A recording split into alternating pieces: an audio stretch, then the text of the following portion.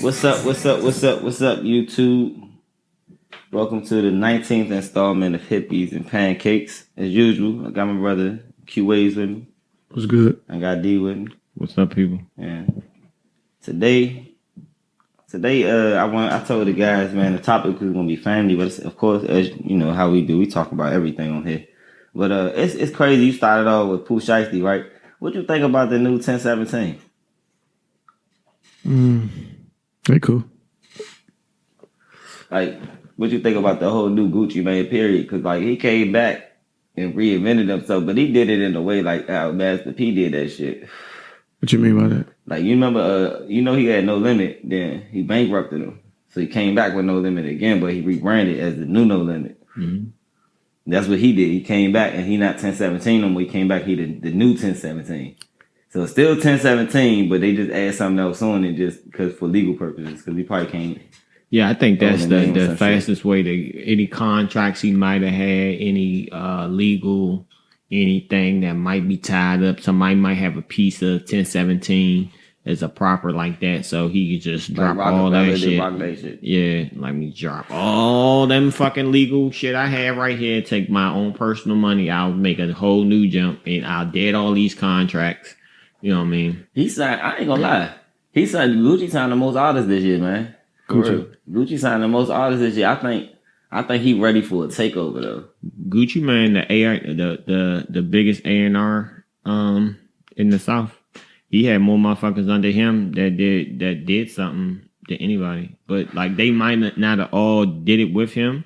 But like he grabbed people early. Migos like Waka Flocka. Early. But Flocka did that shit while he was away though. Yeah. Like, Flocka was his little nigga, his young nigga while he was away. Mm-hmm. But then he ended up being, you know what I'm saying? Yeah, Waka. I mean, people that did something. Migos, Waka, Lil Baby was about to sign to him. Young Thug, all them people. Yeah, it was a whole. Nikki. Yeah, Nikki. That's what I'm saying. Pee Wee's about to sign. Hey, Pee Wee he one of my favorite Crips in the industry, bro. That nigga stand 10 toes down no matter where the fuck he be. I remember Blood nigga one video I seen a nigga do something. This nigga Pee Wee got the stacking on the nigga. I'm off this nigga active. Straight the fuck up. Hey, young. Back to my comment where I just said, bro, Lil Baby is the new Lil Wayne, man. True. I don't care what rap nigga want to have this talk with me. You can come on the show. We can talk about it. He the new Weezy, man. He on everybody's shit, bro. It's like his voice, but it's cause his voice, bro. Like, but the thing is, the nigga really talk like that. Like I listened to the nigga live the other day. He really sound like the way he be rapping. And it's like, damn, man. And the thing, he consistent and he able to keep up with people that's been rapping a lot longer than he has, like really fast. So that's the thing that I think I listen to when I listen to his music. I'm like, the nigga just started rapping. Like, is he this good? Yeah. Or does he have this much help? Nah, I don't know. I think he writing this shit. Because the thing about the only difference between him and Weezy is a machine. For rap, you know what I'm saying? Like literally, you turn up, you press the red button, and he's gonna start talking. He gonna flick his lighter. He gonna laugh, say yeah or something, Young Money, something, and he gonna go the fuck off. You know what I'm saying? And that's the thing that separated Weezy from a lot of the rap niggas. Young Weezy was flooding us, bro, with music. We wasn't even finishing mixtapes, getting new mixtapes. Mm-hmm. Real shit. We'd be halfway through the dedication and a new motherfucker drop. People like, what the fuck? I think he dropped like, at 1 year, he dropped like a mixtape every 2 weeks or some shit. Every week and a half, 2 weeks. Hey, I had this, this week I've been dealing with a lot of family shit, right? Mm-hmm. And just saying like, I don't know, I guess just thinking about the shit we be talking about on here, like how we gotta go and take this shit one thing at a time. And I feel like in the community, the place where I can impact the most was in my family first. So family community. You know what I'm saying? Like I felt like I already saved myself. You know what I mean? I saved myself because the way I think every day is the same way of thinking, and it improves. It changes. It doesn't change. It's altered sometimes because of life experiences. Like, okay, I understand this now, so my way of thinking about this has to change now because of my newfound understanding. You know what I'm saying? Mm-hmm. So I had a family member, man. That's my show. I had a family member that I would say he was estranged. You know what I'm saying? For a few years, and right now he in a time of need. You know what I'm saying? Now he in a place where I was. You know what I'm saying? Sometimes on the show I talk about how I used to be. I've been in jail before, you know what I'm saying? I used to do a lot of shit. I wasn't necessarily like a bad person, but I was a person trying to find my way. And he reached out to me one day on Instagram, right? Mm-hmm. So we chatted a few times since then. And I actually took the time out last week that passed, to pull up on him and just fill him out, you know what I'm saying? So come to find out he in a fucked up situation. And I played a position in my family where I feel like I'm a leading male in my family, which means I can say some stuff right now and some stuff gonna happen around here.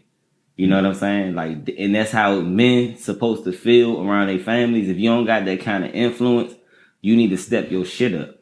You know what I'm saying? You gotta step your shit up because sometimes the position is there to be filled. Somebody, they just looking for the nigga to step up and say, hey, we going in this direction, y'all. You know what I'm saying? Because, right before I left, when I text you, I said on the way, right? So between that text and me calling you and telling you that I was down the street, I had talked to my uncle. So my uncle called me. And this is his son that we dealing with. And he like, you know, DJ, he said this, and this, man, on Instagram. You know, the first thing I'm thinking is, well, shit, you older than me, uncle. You and my mom twins. Y'all the same age. You older than me. That Instagram shit shouldn't even bother you. You know what I'm saying? Because what did he say? Well, he said, fuck the family and this, that, and the third. We ain't did nothing for him. But he's staying with one of our family members right now. I'm saying, well, shit, that's right now.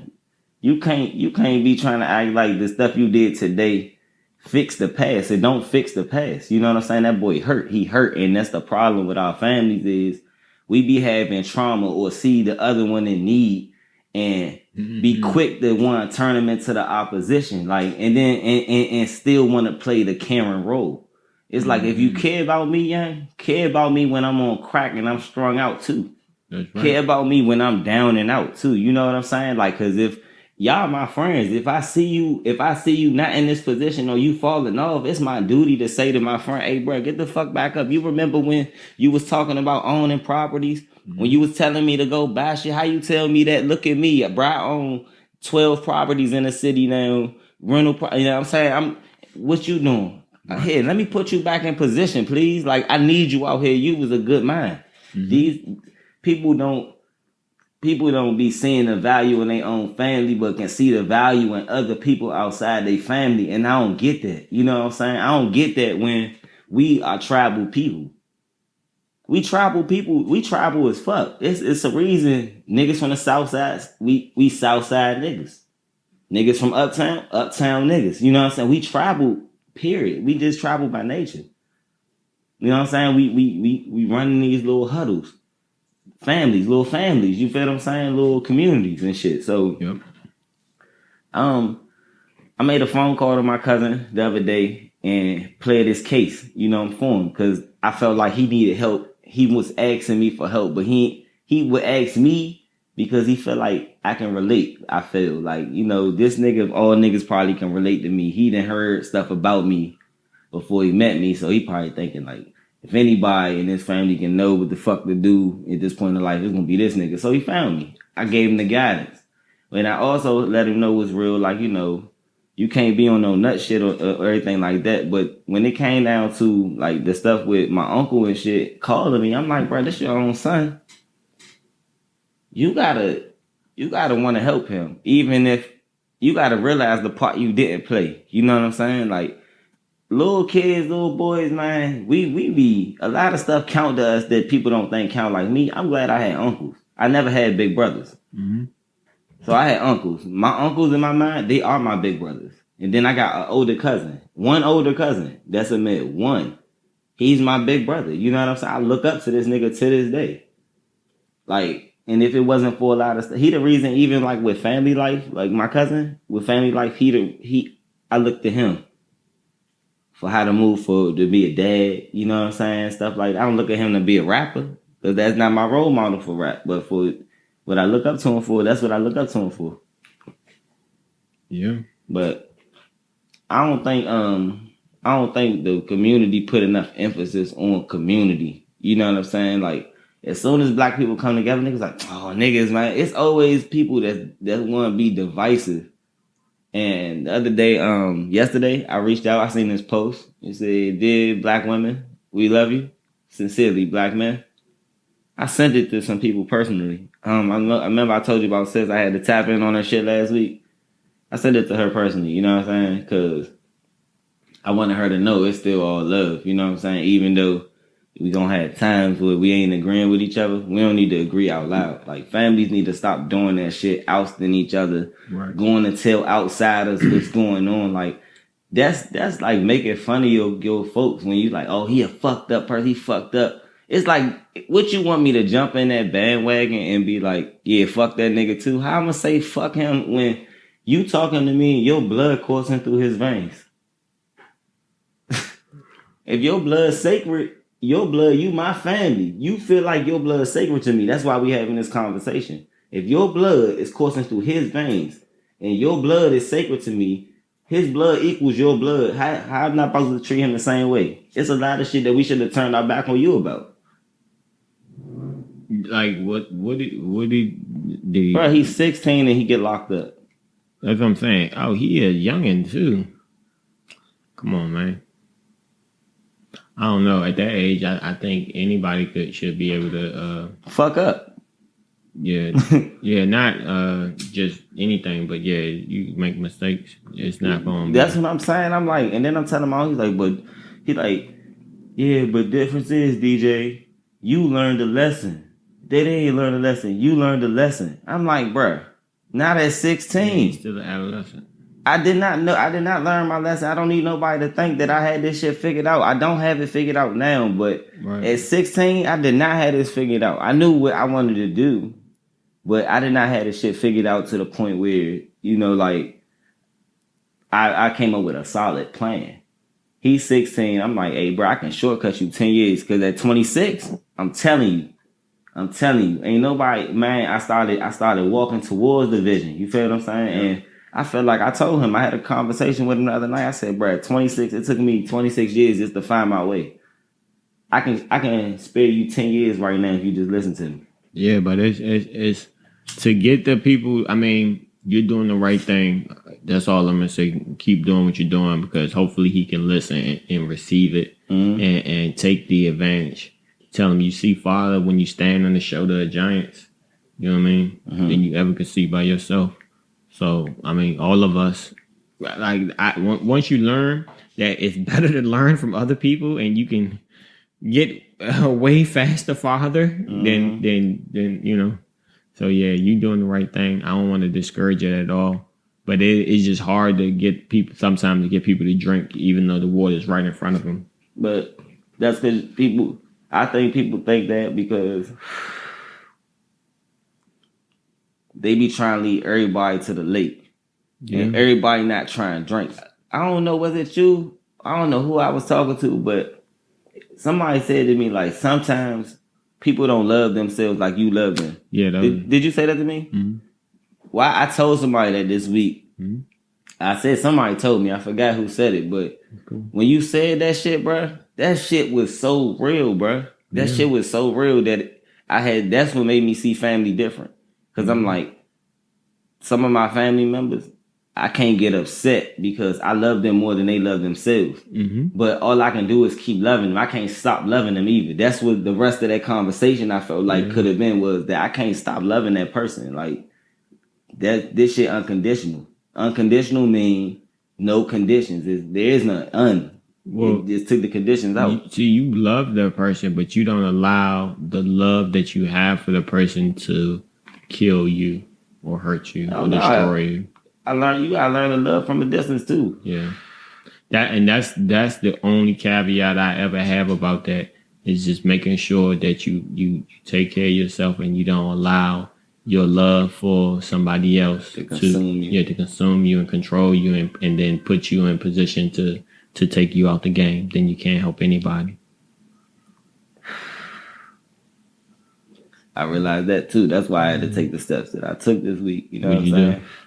I also was thinking, I had some ideas that I wrote down, talking to some people at work, that I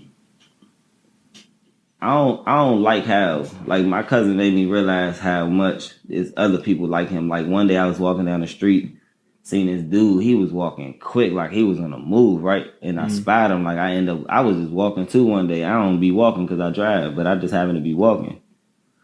So we crossed paths, we talking. I'm like, what's up with you? You good? You know what I'm saying? Because he was walking up on me, so I was like, you all right? He was coming towards you. Nah, he was walking from behind you. He was walking real fast. I'm like, shit, you ain't about to make me the lick. That's for sure. No, definitely. So I was like, you good? He was like, nah, I'm fucked up. I don't got nowhere to go, man. My folk, he tried to sell an Apple Watch.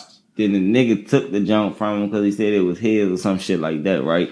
He was a young. Yeah, young nigga trying to survive for real. He's like, I ain't got nowhere to go. He just needed some, like, what I heard, I didn't hear that you stole that watch, and you don't have nowhere to sleep, nowhere to go safely tonight. Mm-hmm. We all know that the first thing, you can have the best job in the world. If you can't leave that motherfucker and go somewhere and rest up and take a shower, and you can't just say, all right, I'm gonna work 8, 9, 10, 11, 12 hours a day. I'm gonna ride the train, walk around, go to clubs, I'm gonna party all night, then go back to work.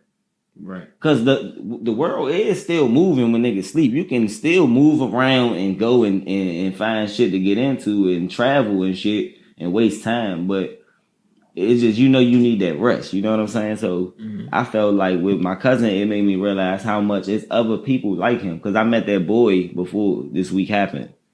And the dude ain't had nowhere to go. He like, I'm about to go break in a car. Shit.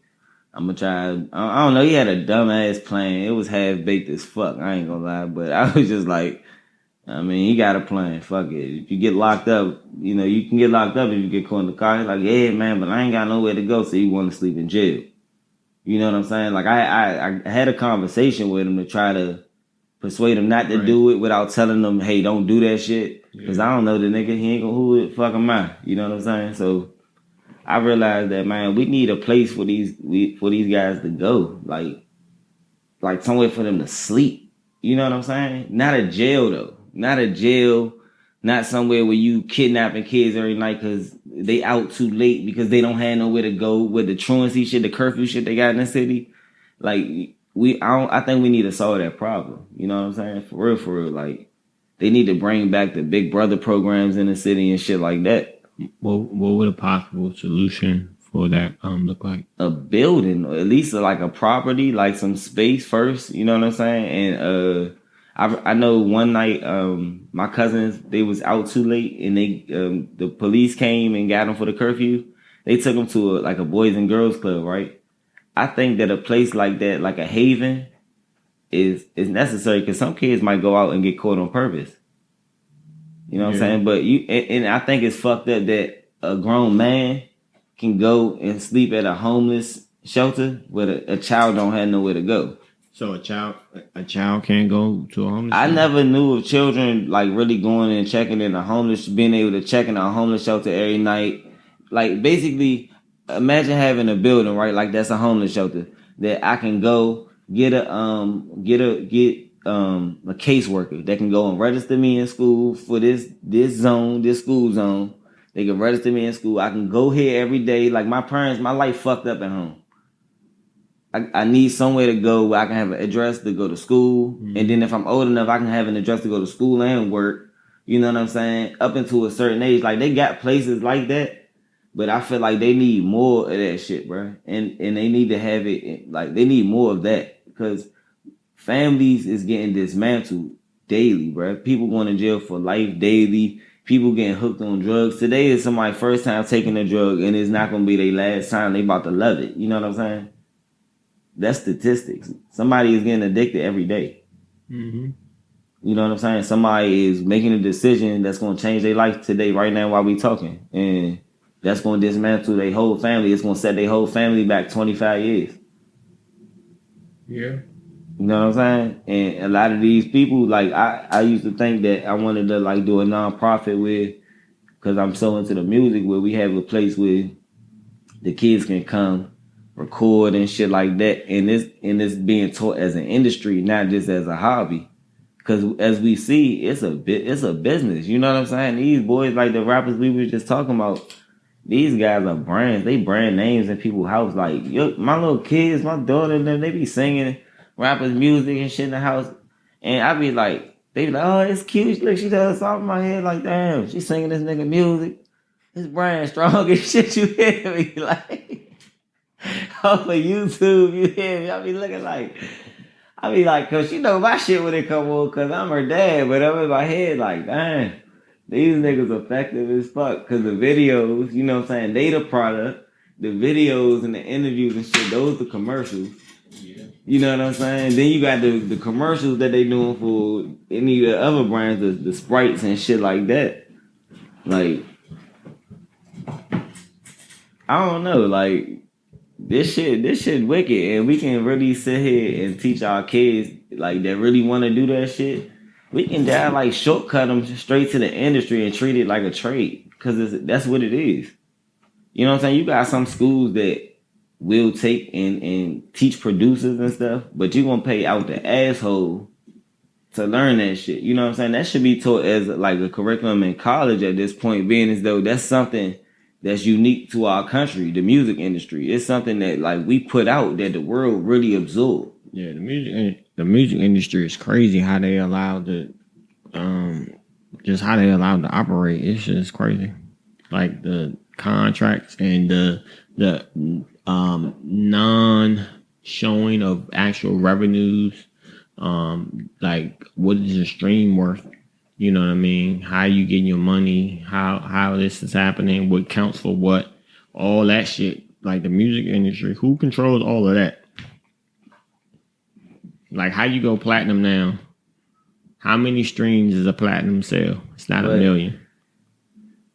I don't know if you pay attention lately to the industry, like in the last, I want to say like 10 to 20 years for it's not the same no more. The power not in their hands. So the streams that you see, like you don't hear. You remember on Jay-Z, on Meek Mill, John West Free? He said, now he talking about billboards. Like, is you dumb? Mm-hmm. I ain't got 1 billion streams. I got $1 billion. Right. It's shit like that to let you know they streams. The way they moving. That shit. That's the Matrix now. That's literally the Matrix now. Right, but my point is, even yet and still, you supposed to get paid for each one of them motherfuckers. Yeah, but hey, I don't know how that shit work, cause people be exactly my shit, and I'm still like, all right, like we ain't gonna start kicking the check. You supposed to get paid for every fucking stream that happens. So like, it's like they'll take you'll get 30, 50,000 views on your shit, 100,000 views on your shit, and imagine that, but over 20 niggas, that's a couple million views, and they ain't paying nobody shit. Oh yeah, the industry. Hey, but nah, as you can see, go type my name in on Apple Music. You can't find me there with one song, like 2 songs. Right. Because once I realized the game early, I was like, oh yeah, y'all can have these 2 that had access to me, but I'm gonna control the block. Like, I give it to y'all for free or distribute it to y'all however I see fit for me to make the money. But I'm not gonna let the big machines control everything. It's just them ISPs. Man, they look, they motherfucker. Once these companies know that they can make money off the shit that we good at, they gonna always have the upper hand. Cause you gotta think, even if one stream was $5, they can still give you $1. You go motherfucking, you do a fucking 100 of them, you got $100. They still gonna be up. They gonna be up $400. That's what I'm saying. Like, how much money do they really make off of each one, and then what's your cut on it? We don't even know that now. It's motherfuckers in the industry don't even know how much money you supposed to be getting paid. It's niggas that know like money, man. That's why he don't be fucking around. Shit, but I mean, he know Doty, bro. That's why you laugh. He know like shit. I mean, we need that knowledge. That nigga know. We need that knowledge to go to everybody. You know what I mean? So like, it's just common knowledge. So nobody's getting taken advantage of. Nah, it need to be more people, more blacks either supporting black streaming platforms or starting black streaming Tidal. Right, exactly. Either we need to support Tidal or we need to develop more like Tidal and monopolize the industry the same way they try to do it. We can set up better stuff. Their fear is competition. You know what I'm saying? That's not our fear. Our fear not competition. The competition is already there. It's already there. It's been here. So it's like to sit around and be like, oh, I'm not trying to compete with nobody. Nah, you trying to compete against the machine that's been feeding off you. Stop tricking yourself. You know what I'm saying? Yep. You tricking yourself. You tricking your spirit into thinking you not in a fight. You are in a fight right now. Like, you need to go own some shit and play your part. It's okay with you having a farm and me having a farm. Yeah. It's okay. You know what I'm saying? You guys what? You got corn and shit? Yeah.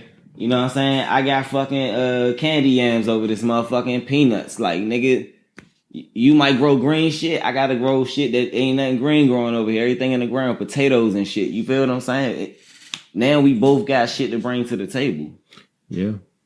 Like, it's not like you can't all get a part of that shit. Because I know it's a lot of people out here with good ideas, or they jumping, or I feel like it's sometimes too many ideas. You know what I'm saying? Like, instead of people jumping on board with a guy with an idea and help building his idea and just playing a part, they want to be like, I'm going to do the same thing. This nigga got roots and a stem and a leaf already. You about to seed. You about to be a seed right now. Instead of just going to go jump on this, become part of this fucking tree, grow, now y'all branches and shit, you doing your own thing. You know what I'm saying? Like, you got your own shit going off the strength of him being a seed already. You know what I'm saying? Like, bro, just play your part. Like, what's up with y'all though? Chilling, man. Hot. You hot? I'm not hot yet. I was hot when we first started, but I got the light on me. Yeah. Chilling. It's been a long week. What's up with you? What's going on with the music? What's going on in the music industry, man? In your corner. What you mean? I don't know. What's been going on, man? I haven't been really paying attention to a lot of stuff this week. Like, after Lil Baby dropped that song, I kind of just been listening to that, like old J. Cole, because I'm like, damn, there's a lot of J. Cole songs that was talking about police violence, and a lot of old Nipsey songs that, like, I heard a Nipsey song this morning, bro. This joint from Extra Laps, bro. I'm like, the shit he was saying, it sounded like it was like he seen the news this week type shit. And I'm like, that nigga been dead like you hear me? Like, yeah, like, you know what I'm saying? And I go back and start listening to a lot of old music for real. And the climate hasn't changed. That's why Lil Baby is the only one to be able to get a song off like that. You know what I'm saying? Everybody tried, because T Grizzly tried too. It was like T Grizzly tried. I ain't gonna lie, that joke a lot of people tried. Hey, if you ask me, I love T Grizzly, big T Grizzly fan. The song was kind of like generic as fuck. I ain't hear it. It was like a store brand ibuprofen. I ain't gonna lie. It was like, yeah, I mean, it worked. You know what I'm saying? It might be a placebo, but it works, I guess. Like, I guess the two most effective, maybe three most effective, I guess, protest songs. Oh, I have to say four now. I would say YG, the fucking police. But he always, like, he been on that way. This is time now. Like, this been his time. It's like, yeah, nigga, like, you already know what he on. So he like a shoe-in. The J. Cole joint, I wouldn't necessarily call it protest music, but as much as it was like a diss song, it was a protest song because he was actually highlighting a lot of the points where they would agree. You know what I'm saying? Instead of saying we disagree, he was still he was shooting at the enemy, having a conversation with her, and that's how it's supposed to be. So that was pretty effective. Fucking Anderson .Paak. You heard that shit? That shit crank. That shit sound like some go-go shit. Like, I can't hear that at the go-go. Like, damn, that shit crank hard as shit. And who I say? Anderson .Paak. Lil Baby. No, you didn't say Lil Baby. Oh yeah, well then yeah, Lil Baby. You know, that shit was perfect timing. That shit was perfect timing too. You the most versatile rapper. Who, Lil Baby? Right now. I wouldn't necessarily say he versatile, bro. Because versatile is being able to hop like in and out and do like he ain't go like to the pop wave yet. I get like, what you're saying. You know what I'm saying? Like when I would consider him. I'm talking like flow wise. I mean, in my mind, he got the same flow, but there's nothing wrong with having the same flow. What, in every song? Yeah, I feel like now that I listen to a lot of rappers, a lot of niggas kind of really sound the same. But that's what got you on, and you sounding how you sound is what keep you here. You know what I'm saying? You're not here to say, all right, well, once QA's come in, I'm gonna do the QA's flow. You know what I'm saying? Or I'm gonna do the Shaq Lizzy flow. Like, nah, it should be like whatever flow you came in with. You know what I'm saying? You should still, even when you start like, I guess, breaking it up in syllables like how the Migos and Gucci do, you should still maintain a certain level of uniqueness. You know what I'm saying? To where we know it's your signature on this too. Not just, oh man, this nigga sounded like how fucking Designer sound like Future. That was like crazy because like that was, I feel like the only reason song. that really went really hard is because Future had a wave at that point in time, and this nigga sounded just like Future. So niggas probably was like, damn, you know what I'm saying? Because you know this shit's science too. When that jump came out, Panda, I was like, damn, Future got a song. He's spitting on this jump. Yeah, bar going off. This is my favorite fucking Future song. Oh, what time you like Designer like shit? Hey, I was in the Feds, bruh. I was in Philly, so they got the real live rap radio station. You hear me? That shit cranking. Hey, bro, that bitch came on. That nigga, I was like, oh yeah. I thought that was Future too the whole time. Then when I came home, fucking Mask Off was out. Mm-hmm. Hey, I'm thinking like, damn, shit wavy and shit out here. I didn't even know this shit was Designer till I get home. The whole time, I'm like, who the fuck is Designer? And then this happened to be the only song I like. Mm-hmm. That nigga ain't had no substance after that, but he one of the one-hit wonders that is in position because he be on Wildin' Out, and he like a T-Pain type nigga. Like T-Pain got a lot of music we love, but if he just do one and sing it a different way, well, I'm in love with a stripper, you gonna love that shit. He can do that bitch with an orchestra. You can be like, yes, I'm in love with a stripper. They gonna have the motherfucker violins playing. You like, damn. These niggas, that's because that branding shit, but you gotta invest that money outside the motherfucking rap though. Like that nigga Rick Ross, bro. I've been thinking about it, bro. Rick Ross rapped the exact fucking same on every single fucking song since the beginning of his fucking career. In fact, the only song that's different is fucking like Push It to the all them songs were the same. Every day I'm hustling. Let me think. He the Tim Duncan rap. Nah, every day I'm. Yeah, you said Tim Duncan. He the Tim Duncan like rap. the grandfather champion, huh? Yeah, he never had a bad album. Nah, I ain't really like Port of Miami too. Like I feel like Port of Miami was supposed to give me another hustler anthem, like Every Day I'm Hustling and shit. Like Every Day I'm Hustling. I feel like we deserve one hustle anthem. Like Rick Ross, the one thing he was consistent for all these years, even doing like the self-made mixtapes and shit, he always gave us an anthem. And this time he ain't really give us an anthem. Like, I get what you're saying. You feel me? Like that. Just look at the whole album. Like he had some good music. Like the song that would have been an anthem if Nipsey was alive was the joint with him when he said, "Yeah, how y'all niggas so surprised that Tekashi told."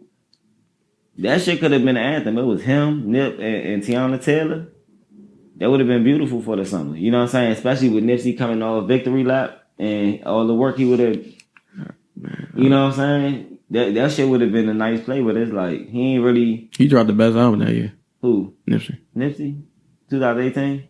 But you know, Roddy dropped the same year, so we count that for 2019. It wasn't better than the victory lap.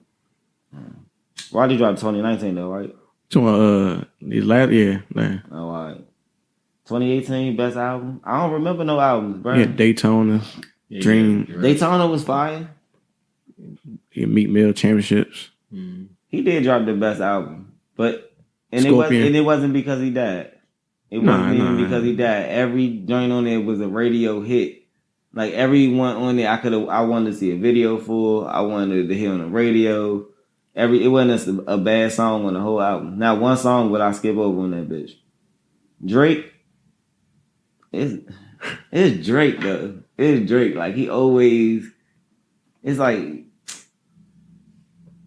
I don't know. Drake is a TikToker. You know what I'm saying? So he always fit in. He always, bruh.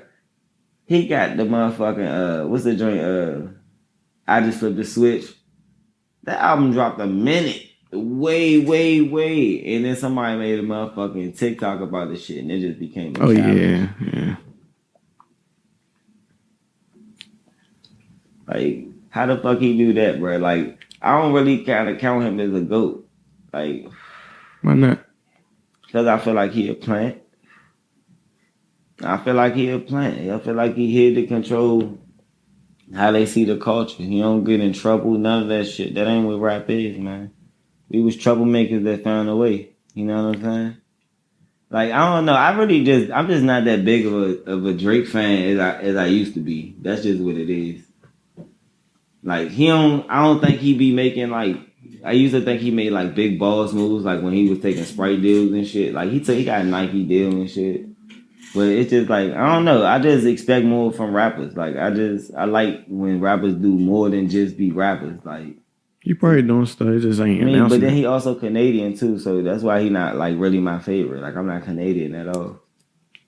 Like, I can't relate. I don't even eat Canadian bacon. Like, I really can't relate to the nigga. Other rappers I really can relate to. You know what I'm saying? Like Lil Baby. Like, I can relate to being in the streets and being a knucklehead and then being able to have the chance to change my life and taking it. Because that's all it was, is a lot of niggas around him was in position and said, man, look, your ass getting the fuck out the streets. And the nigga got to the money, the same money that he was chasing. He see it now, but it's legal and it's coming faster, legit. This nigga say $1 million deals, I see him often. Like, imagine that, bro, in one play. Like, you ain't even got to work fucking 5 days a week. In one play, you can just sign a deal and you got $1 million. And all you got to do is follow through with the contract. And it's some shit you love doing. You sign $1 million deal just for wearing some clothes. I like tracksuits. You give me fucking your tracksuits with your logo on it. That's easy as shit. Why the fuck wouldn't I take that? You know what I'm saying? Like, but I think that I see nepotism being the thing in Atlanta. Nepotism is a part of the community. They don't say it out loud, but nepotism is a thing. Cause look at 42 Doug, bro. They be on his hottest run right now. He took a year off. Now he on his hottest run ever, like, of his career. And 42 Doug just, it's like this nigga coursing through your veins. This nigga open up the vein and say, come on, man, this nigga in your system. You hear me? Cause he right there, bro. Like, yeah, these niggas, I'm Googling niggas, they born in 1999, 2001. I'm like, what the fuck? Before he died. Man, they little kids, bro. Bro, Rod Wave was born in 1999. My nigga, in 1999, I was out here. I was 8 years old. I was out here. I was on the bike. I was seeing shit happen outside. I was seeing fiends, all that. You know what I'm saying? Like, this nigga was just born. Like, his parents was just fucking 9 months prior, making his ass. You know what I'm saying? So, like, I'm looking at this shit like, these little ass kids, bro, get to the money and they doing it right, bro. They putting their friends on, bro. They stand with the niggas they started with. You know what I'm saying? Like, a lot of niggas they be wanting to switch teams too much. Like, you gonna have some losing seasons before you start winning. Golden State was not a home name until they started winning. Golden State Warriors been a team. A lot of great players done played for them. You know what I'm saying? But they ain't get the right pieces until we got Steph Curry and Clay and all them. You feel me? Niggas be switching sides too much. Like, yeah. But 42 Doug, bro, that young nigga lit, bro. He turned. He turned. Yeah, that's his stamp too. Yeah, that little nigga lit, bro. I like that little nigga. But that nigga make me think why I hate on G Herbo so much. Cause them niggas don't be rapping on beat either for real. They don't be rapping no fuck that. G Herbo be rapping on beat sometimes. Nah, man. Sometimes. Nah, niggas be hating on G Herbo, bro. They be trying to play with my boy like he don't rap on beat. But none of these niggas be rapping on beat. And G Herbo started that shit. Like, you know what? Didn't. Let me crank. Silk the Shocker. Silk the Shocker is not a cranking ass rapper. I don't even remember no. I'm talking about all beat. He not the. I don't know. The best off beat rapper to me would have to be like Dolph. Dolph. Yeah. He don't really rap all the way on beat either. Not at all. You like Dolph? Nah, I'm saying he don't rap on beat. He got his own pattern though. Like he slow build up. Yep. And then he changed his voice and get to yelling. I'll be like, yeah, self-made millionaire with a feeling. I was like, damn. I broke his shit, but I feel you. But feel good. Well, you sound this shit. Nah, but and I like, but for real, I'm telling you, man, don't sleep with my boy, man, NBA young boy. Honestly. This year right here, on paper, cause we in the house, this gonna be his shit. But next year, bro, I'm thinking like the niggas that's gonna run the game for the next couple years, the baby gonna be here. Yeah. The baby gonna be here cause the little kids resonate with this nigga. And he don't even be talking about shit for little kids, bro. All the shit he be saying be some fucking shit, be some cooling clubbing shit, shooting a nigga shit, slapping a nigga shit. Roddy Ricch. I'm waiting for him to drop some more music. Like I see everybody keep getting him for the collabos. That's because he Captain Hook. Yeah, they gonna get that. They trying to get them streams. You see him. You see him and the baby got the #1 song. Yeah. Well, they video crank too. You know, that was a good team up for the video because the real goats, they so fucking consistent, bro. Like they be having little films, bro. Like they create. Yeah, his videos all good. Yeah. They be having films. Every video they do be like a fucking short film, and I be loving that shit. Like I like that shit, but man, what you? Baltimore and Shawty. She don't even get we can't even say Shawty name on here no more. Baltimore and Shawty. I don't be paying attention to them. Bruh. I be hearing about it, but I don't be. They go #1. I know. That's what I'm saying. When he was talking about the streams, bruh. Yeah. I wasn't really understanding, bruh. I was like, I'm not. That shit don't count no more. That don't make you #1. So what make you the GOAT now? What make you great? The fans or the fans. What makes you #1? What you mean? Like, what make you the GOAT now? Like, what can we say really make you great? Because it's not the streams no more. The streams don't make you great. So now we back to the basics. Because listen, I heard I was listening to Al Green, right? And I finally found out that fucking Eric B and Rakim sample Al Green, right? I didn't know that. Until I heard the Al Green song, right? But I knew the Al Green song, but I never heard this Al Green song before, but I knew the Eric B and Rakim song. And I'm like, oh. So now I'm like, damn, niggas been on the, you know what I'm saying, on this wave, you know what I'm saying? Hey, I have to change this in front of y'all. My #1 rapper is not Jay-Z. It's the God MC, man, Rakim, bro. I heard this nigga say some shit, bro. I ain't gonna lie, bro. The metaphors that they was employing, bro, back then, bro, them shits was lit. Like, I forget what it was, bro. I gotta hit a song in because I did have the line in my head to tell y'all. But the line was like, even to this day, if he was able to have his skill set during this time right now, bro, niggas wouldn't be able to fuck with him, bro. Yeah. But it's just like they on that old, you know what I mean? Niggas ain't really they don't want cooler than hear that "What up, Jack?" rap type shit. Like, what you about to do? No, I'm saying especially for the time, but I just don't think. I don't think he's done enough. For Rakim? Mm-hmm. Now I'm saying as far as skill, you know what I'm saying? Yeah. I might have had bars, bro. Yeah, Rakim was good, but Like, cause Jay-Z, like, look, for instance, what I say with Jay-Z is, Jay-Z do a lot of like, He's witty.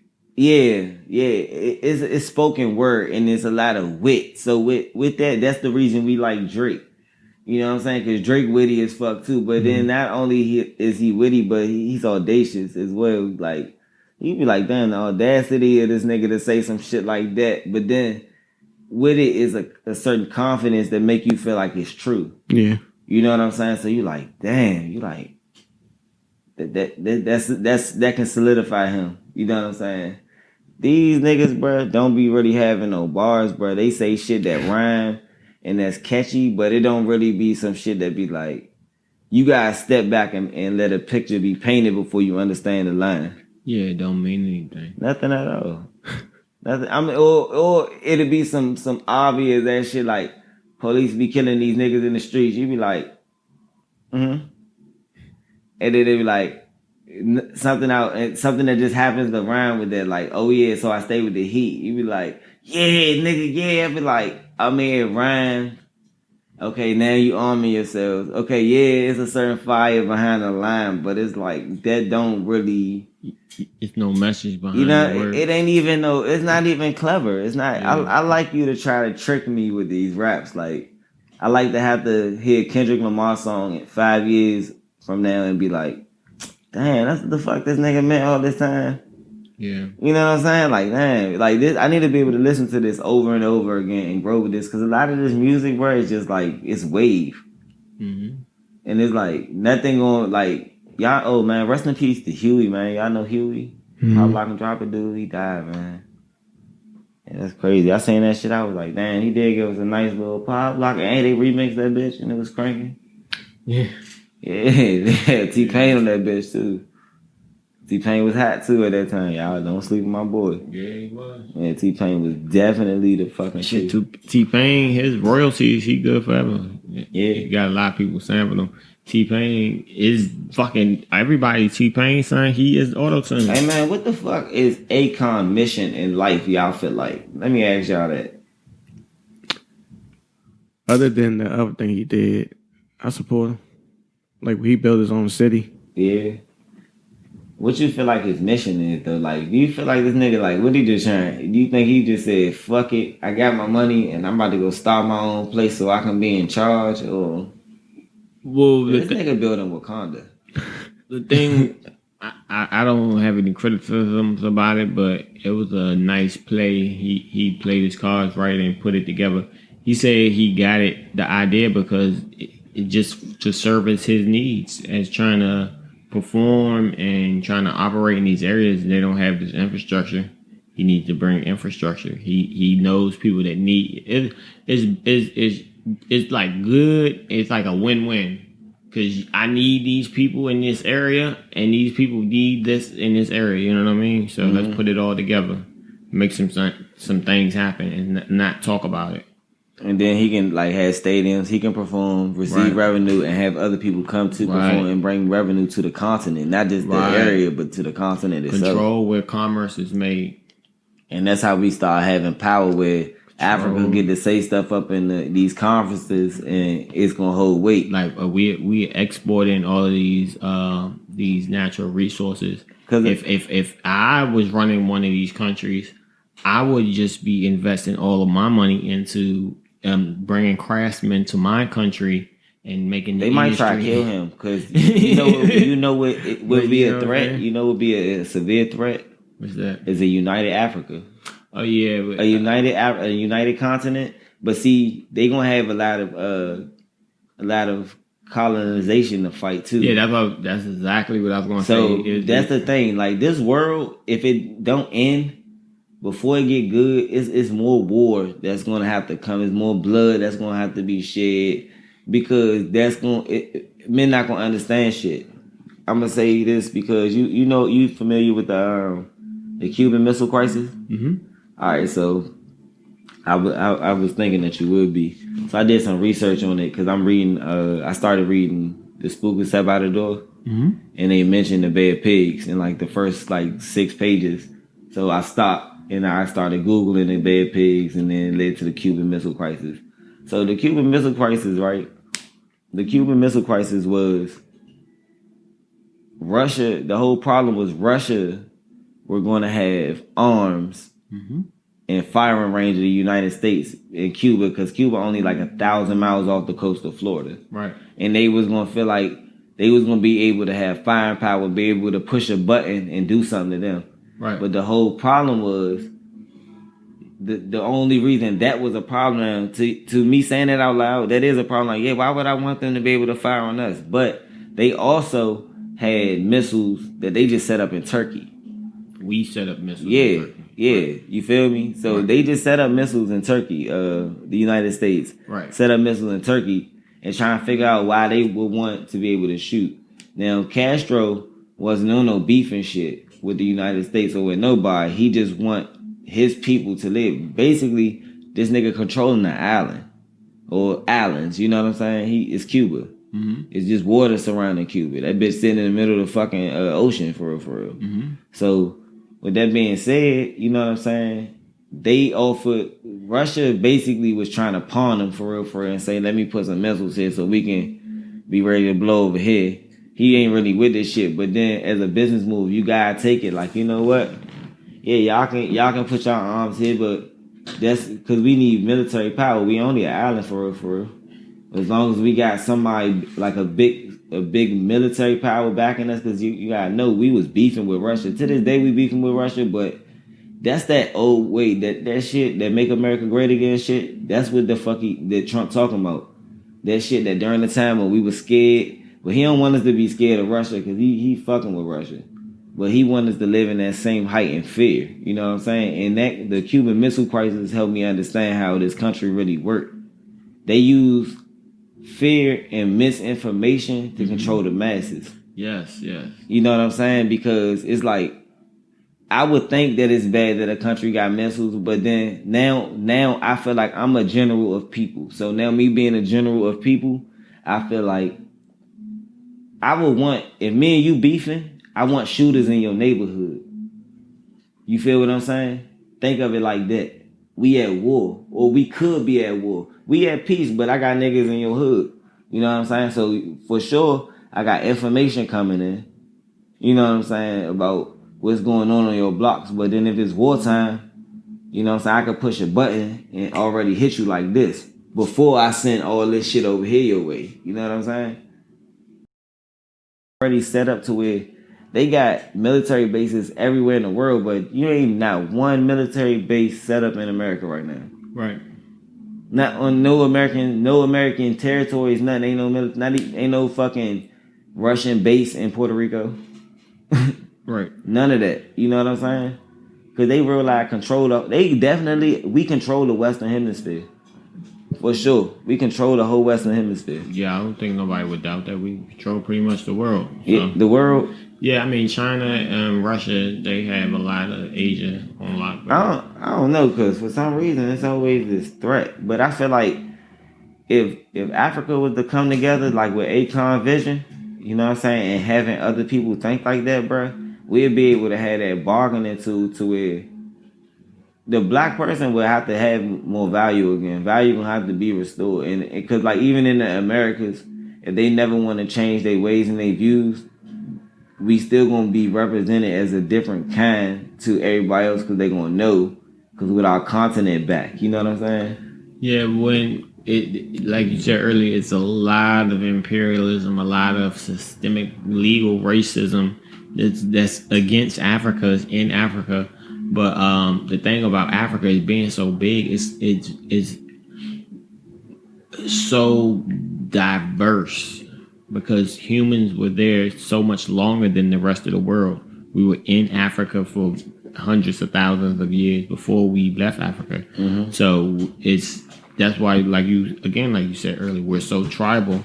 Like in Africa, you live in 10 miles away from the next village, you'll be more genetically diverse than the rest of the whole world. Mm. Like, than every Asian and European, all of them are closer related to each other because we've been here so long and we've had the time to separate. I understand what you're saying already. Right. Like in Africa, it's different. Like you ain't gotta have that space. It's just Yeah.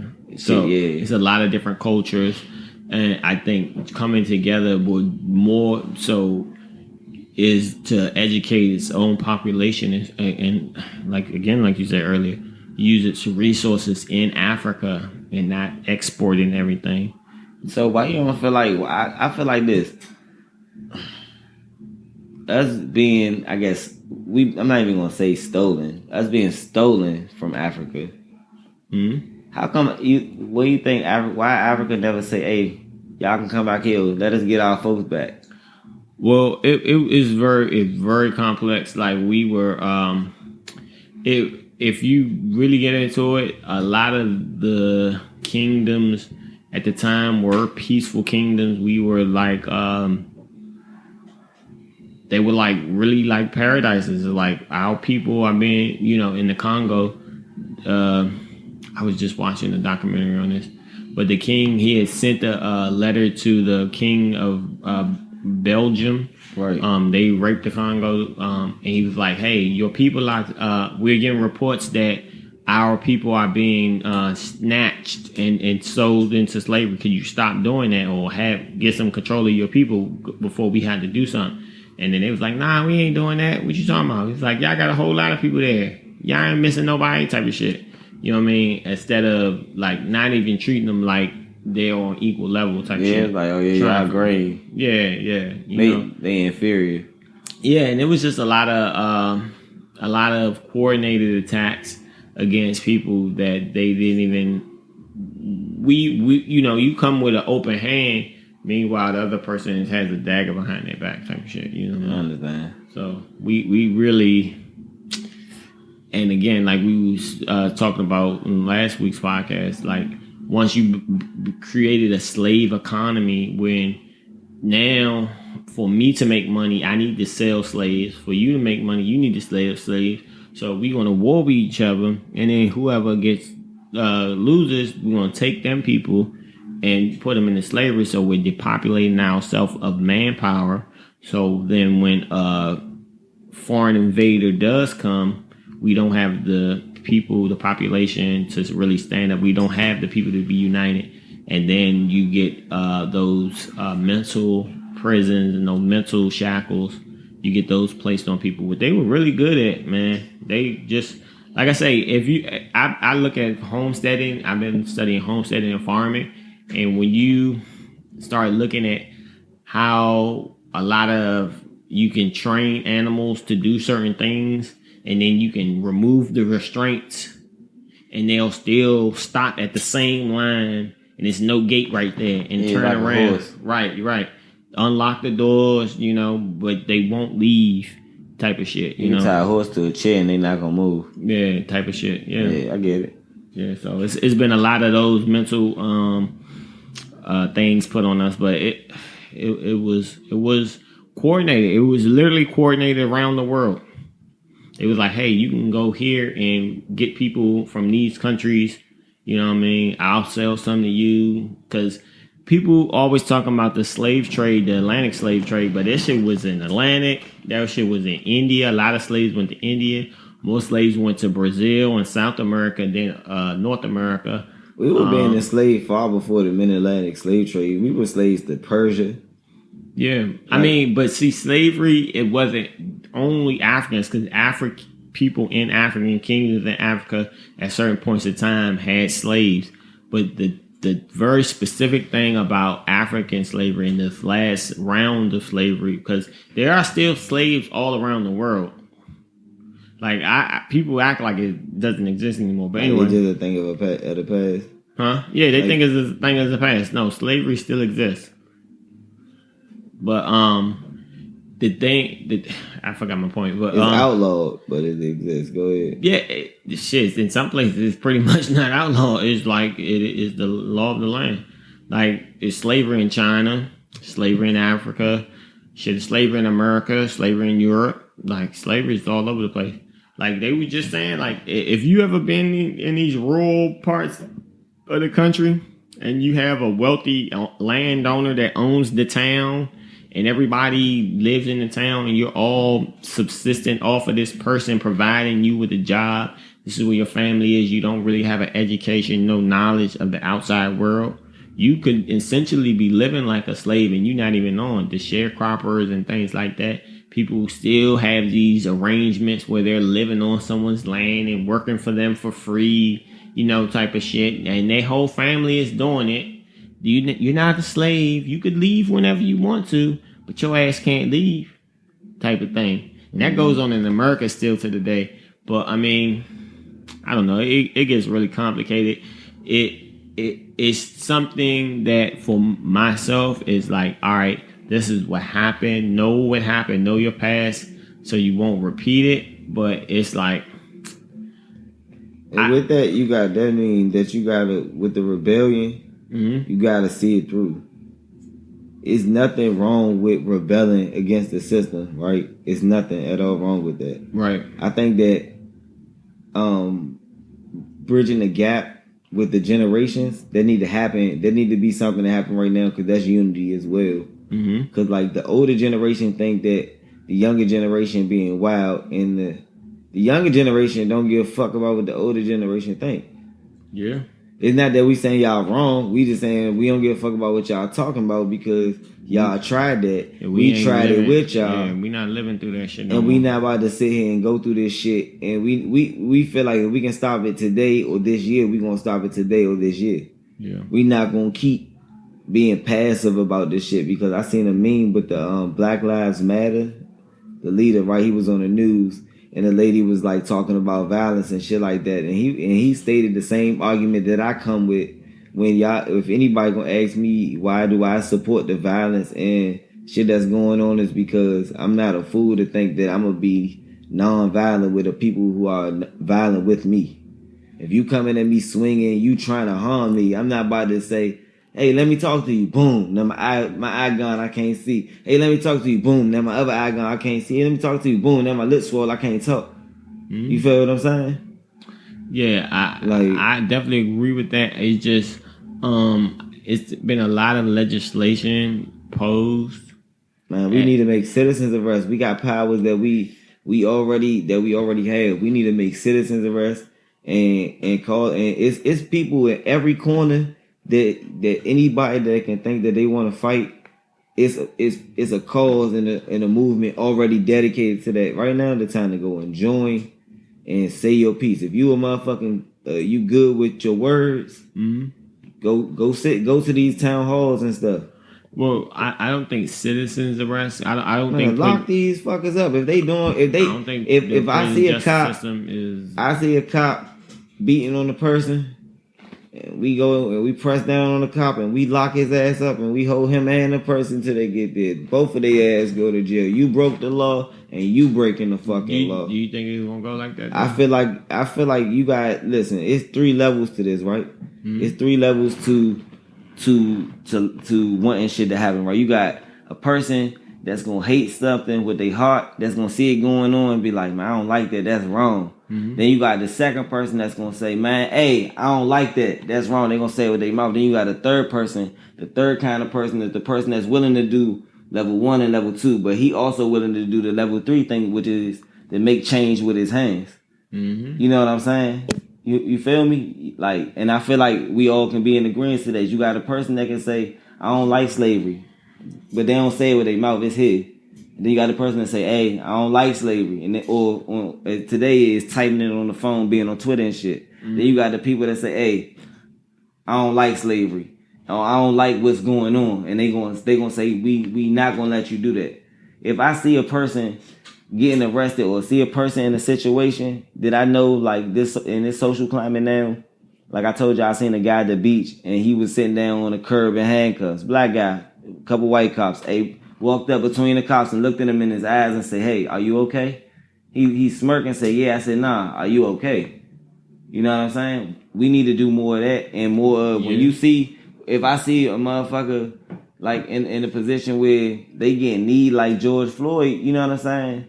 That's the time for you to just, it's more than just, if you out there and can say, fuck y'all, and bitch ass cops, You got it. You already mad. That's level 2. Turn it up one more notch and go and keep a person alive.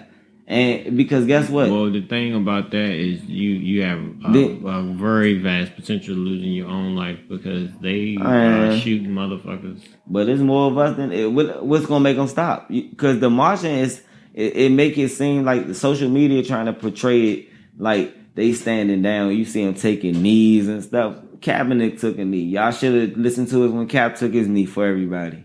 Mm-hmm. Cap took his knee for everybody. You know what I'm saying? Y'all should have listened to it. No, y'all shamed the man. Y'all ousted him. Y'all blackmailed him, blackballed him. I mean, like, come on, man. I think if we have the numbers, we need to use our numbers to our advantage within the system and get these motherfuckers up out of it. But right now, this year ain't really. It's a good year, but this year ain't it because then that I feel like, all right, we gonna vote. We gonna vote Biden in, right? Then, right? I mean, because is that the choice that black people running with? Man, listen. Because it's against Trump. It's anybody but Trump, right? Trump gonna drop them fucking reparations. All right, so look. Either way, we got another 4 years. We got to deal with somebody that ain't really for us before we can get to the point. So we got another 4-year fight up in us, y'all. We gonna have to fight and resist the systematic racism, the systemic racism. We gonna have to resist that shit for at least another 4 years. I think it's just gonna push it even deeper undercover. I don't think but that's why I was saying it's me saying it right now on record. This is gonna be on YouTube. It's gonna be published. You know what I'm saying? Like this is me saying it on record that we gotta keep going. Right. Somebody, if you got it in you and you not scared, go. You know what I'm saying? Like that's what I'm saying. Right. Like not necessarily like it's not like really an idea type thing, like for real, because they going to try to stop us. They going to kill our leaders. Yes. They going to shame our leaders. They going to make our leaders seem like bad people. They going to do it, but that's a strategy of war. Trying to get them to fight against each other. This is an art. This is an art of war to create those kind of murky waters and disturbances. You know what I'm saying? So people don't know what's what. Y'all know what's what. It's the people that's on the front line that get on the news and risk their lives saying fight. It's them. Those are the leaders, man. Has anybody really emerged as like a clear new since George Floyd? I want to say like not anybody in particular, but I've been noticing, like I've been seeing a lot of like news. I've started following Eleanor Holmes. I started following her on Instagram and like doing research and really paying attention because she been making plays and I follow playmakers. If you making plays in my life and if you saying something, you know what I'm saying? She worked, you know what I'm saying? Like she been trying to fight for us to have some voice. And I feel like that's one idea that I see her stick with is that she want to get DC to become a state. Yo, man. Yeah, you know what I'm saying? And another thing, she don't go like that because I seen a video where this white person was trying to attack her and she ain't, you know what I'm saying? She real DC, you feel what I'm saying? Yeah, so, she's official. So I've been to her house before. Yeah, for real. Mm-hmm. Yeah, so I mean, with that being said, you know what I'm saying? I'm getting older and I feel like going into my 30s, I want to have more control of the environment around me. You know what I'm saying? Right. So I'm gonna go ahead and pay close attention to her because, you know what I'm saying? She not going to be here forever. Yeah. So somebody else going to have to control the rock after her. And it's up for me to either say, I'm going to put that person in charge or I'm going to be that person in charge. Those two options that I have. There's no other option. Either I'm going to be the person that vote that person in or I'm going to be that person. You know what I'm saying? Like, and I feel like everybody in our community should feel that way.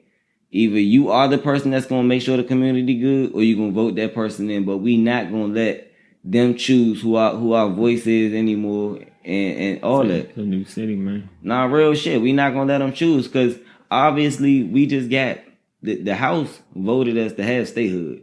Meaning that they think that we can play in the game. Like basically this is the NBA. They saying that we got enough fan base to be a team. Enough money, enough revenue to open up a stadium and be a team. We can go play.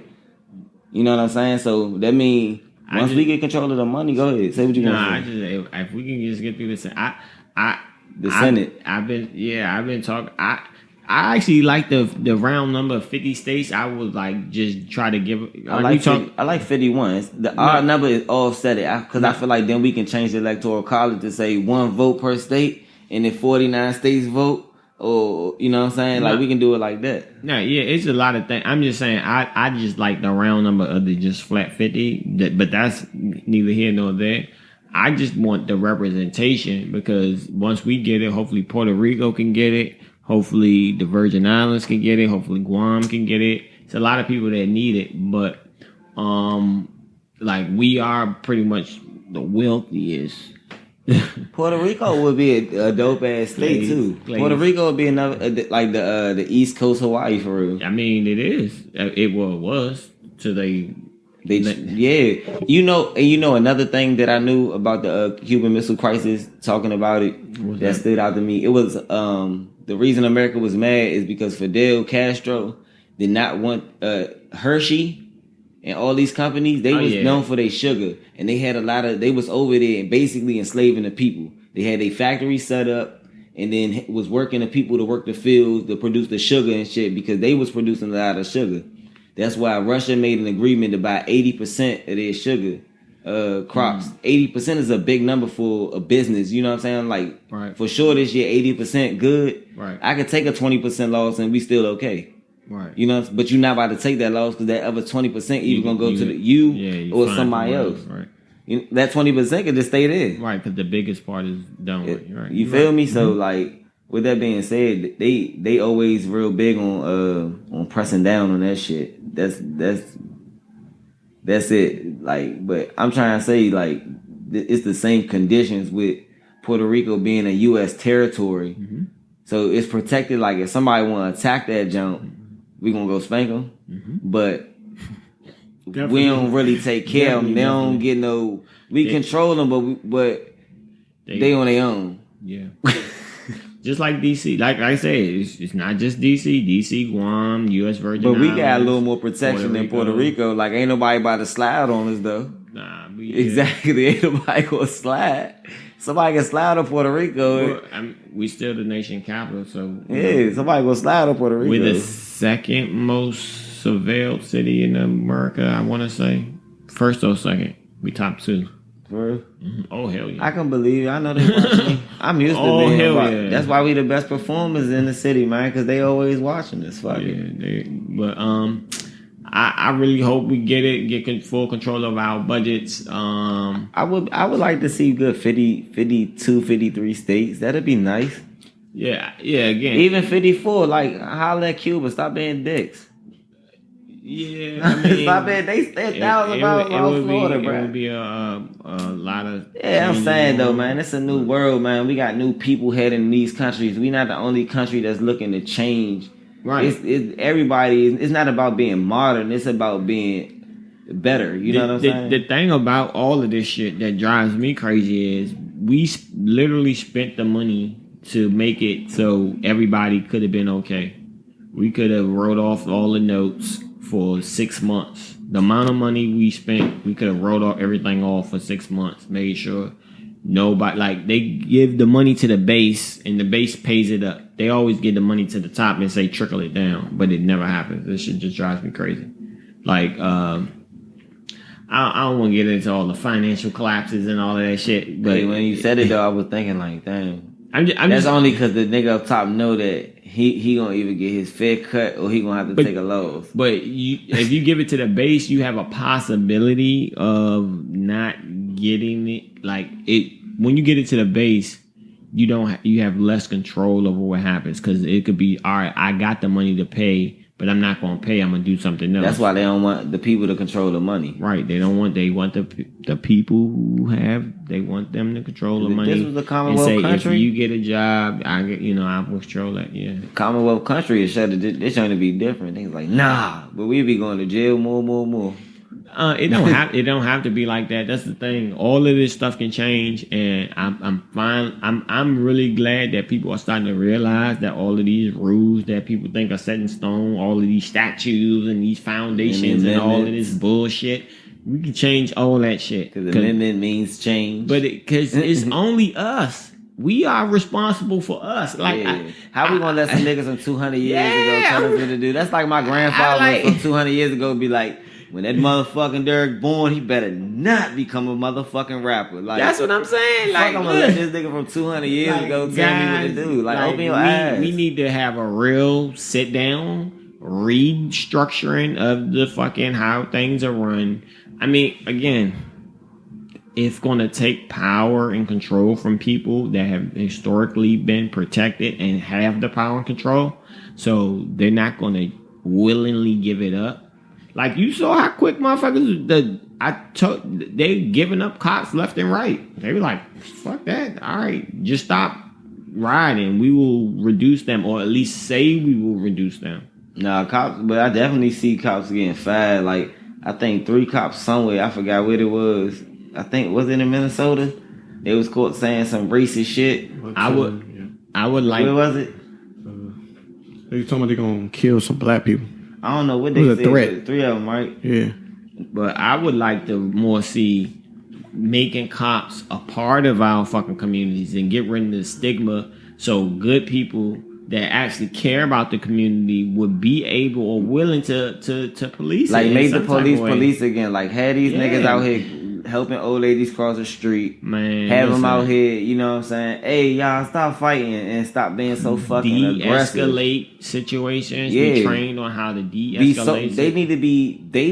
Every cop needs to be a social worker. Basically, that's what I'm saying. Every cop they need to stop thinking, I'm not a fucking social worker. You are a social worker. Yeah. Well, you know what I'm saying? We need to structure and it needs to be designed that way. Right, we need to structure so they are social workers. No, because they're more specialized and have more training on how to deal with people, not just try to lock them down, enforce this, twist their arm this way, this forced compliance bullshit.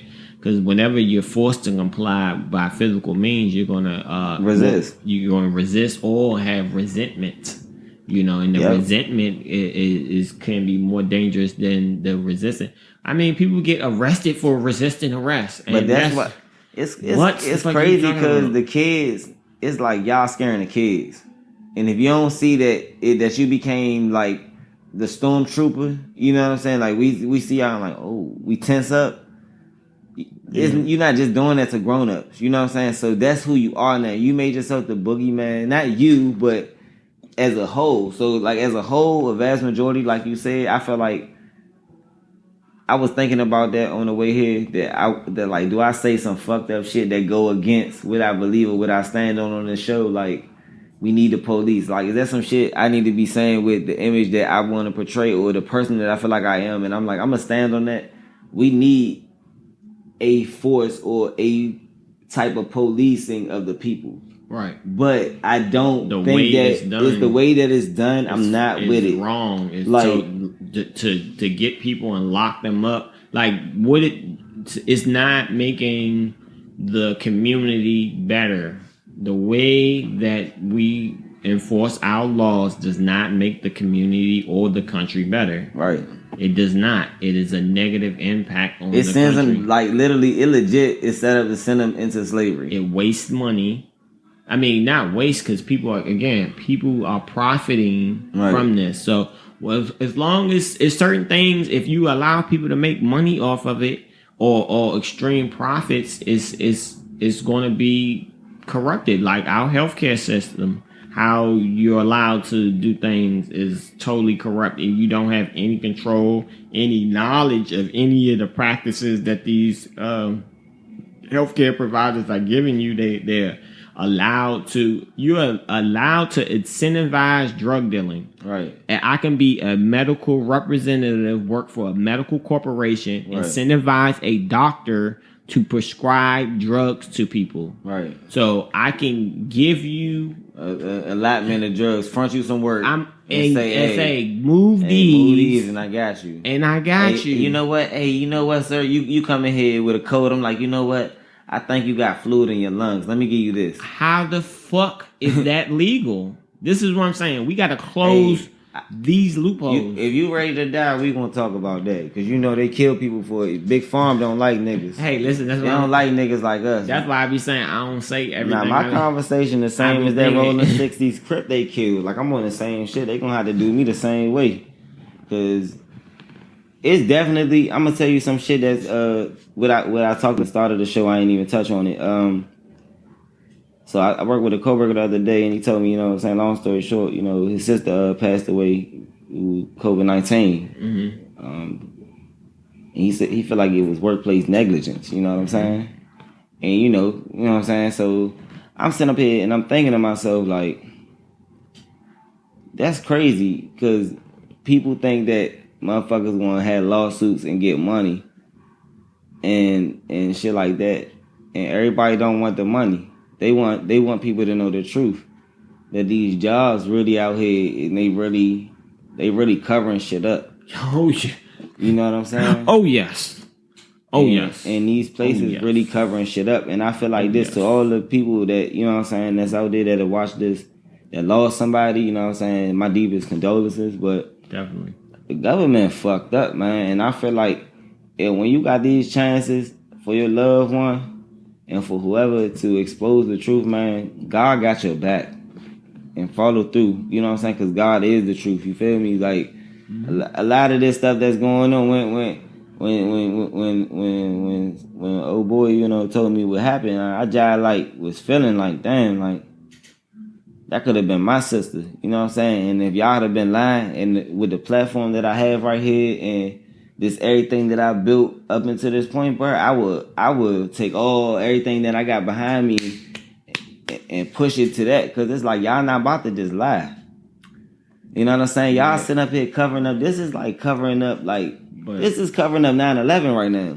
But that's what I'm saying. The cover up, we don't even know how vast that 20 is. years, I guarantee you, it's gonna get declassified. Exactly. That's 20 what I'm years. Saying. Y'all survive with me, and we gonna do this like in that episode. the people who got sent to their death, the people that got that short treatment were turned away and died. You know, it's been a lot of that.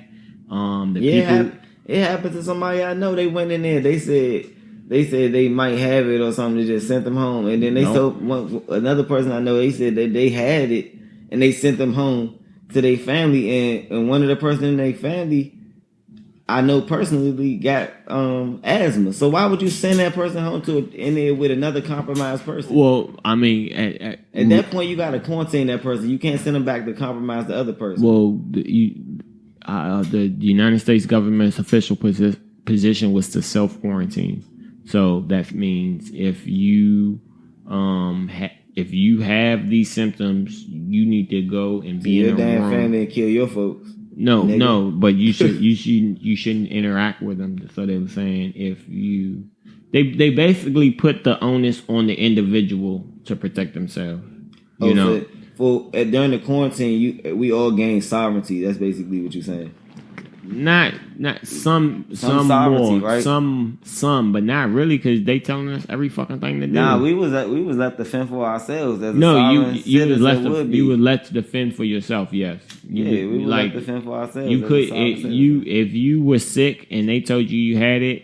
If you wasn't you wasn't coughing or saying no, if you didn't have a fever or like I'm not feeling well, I'm not going to be able to self-quarantine. If they said self-quarantine, you took that, they was kicking you the fuck out. You know what I feel about my man D.O. Hughley, man.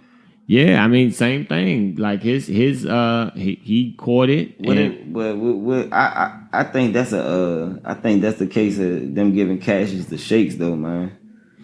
I mean, I don't know. You know what I'm talking about. No, I know what you're talking about, but I'm saying I don't know. Like, you know, I don't know about a technique that's that allows that. I think that's just a symptom of fighters, because it happens to a lot of fighters.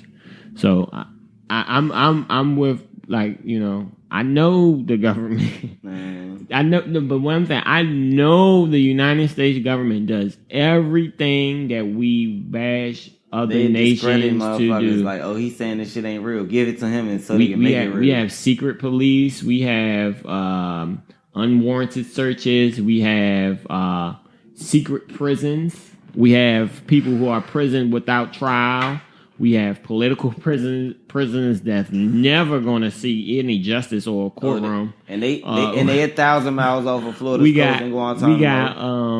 It's a whole lot of stuff that the United States government does. A lot of black sites that isn't really promoted as the American way, but we participate in it every day. It's already been proven we sold drugs, illegal drugs, to our own citizens and then locked those citizens up for either using or selling them. What you talking about when they infiltrated the culture and bought drugs over here? Yeah, Iran-Contra and all of that stuff. Mm-hmm. And the Sandinistas and rebellions and all of that. I'm going to watch this episode so I can go ahead and research everything we talking about. But, I mean, it's so many things that have happened in this country as fast. We've experimented on citizens with drugs. Tuskegee, MK Ultra. Hey, yo, I feel like we owe money from slavery, the Tuskegee experiments, Jim Crow, redlining. Hold on. Redlining. The criminal justice Black system, Wall Street, the drug war, Rosewood. Yeah, it's a whole bunch of stuff. We owe money for a lot of shit. Listen, white people, me being the leader of the culture,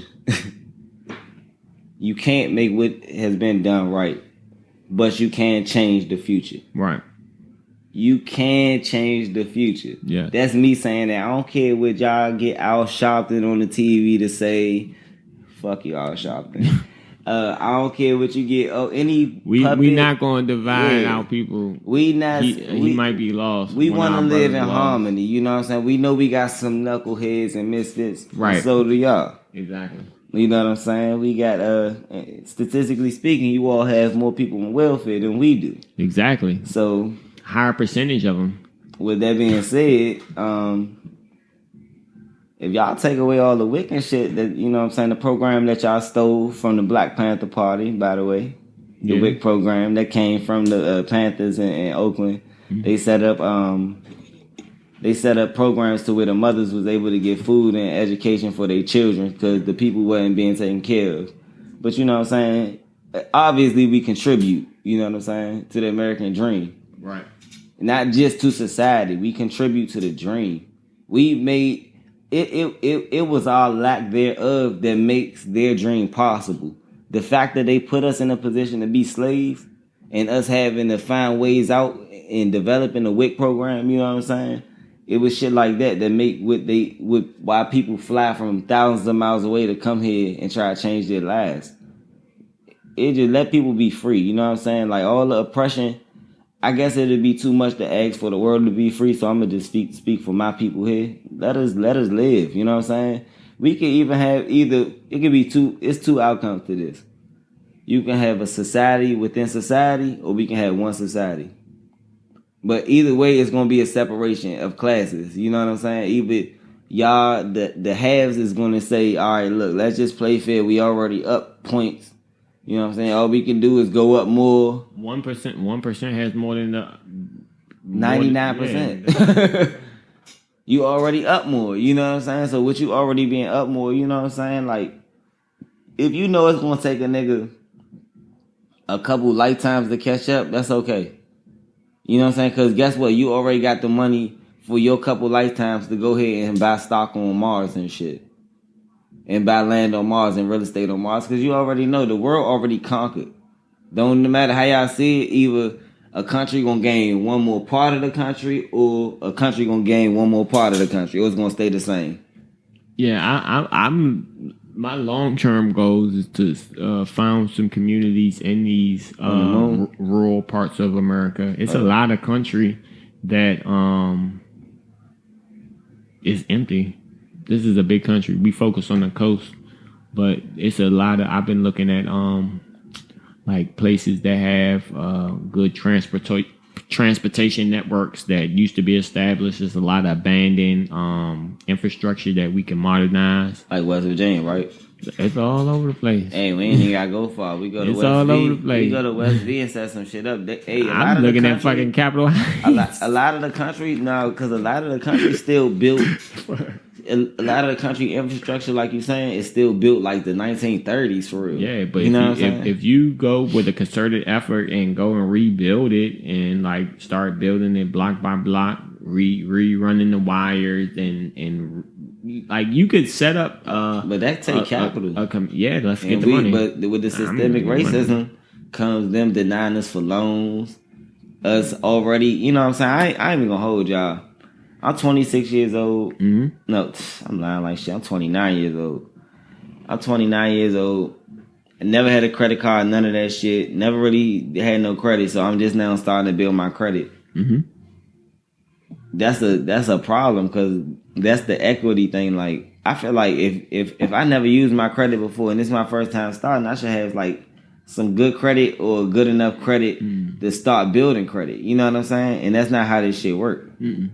I understand that, but I'm saying like it's a different way this shit's supposed to work. You know what I'm saying? Because China, it's some parts of China that's experimenting with a social credit system.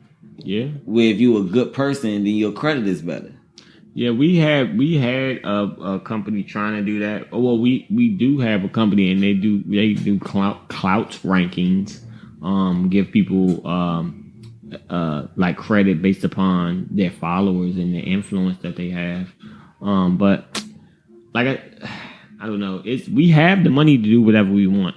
Basically, it's what you want to do. I need the fucking senators to understand. Look, we gonna get 2 more Democrats and shit, but y'all need to fuck with us for the statehood, man. We get money here. You know what I'm saying? But this the end of episode 19, Hippies and Pancakes. Hopefully I see y'all next week. If I don't, you know what I'm saying? Stay up. DJ Q Waves D, thank you. And it's a wrap. All right.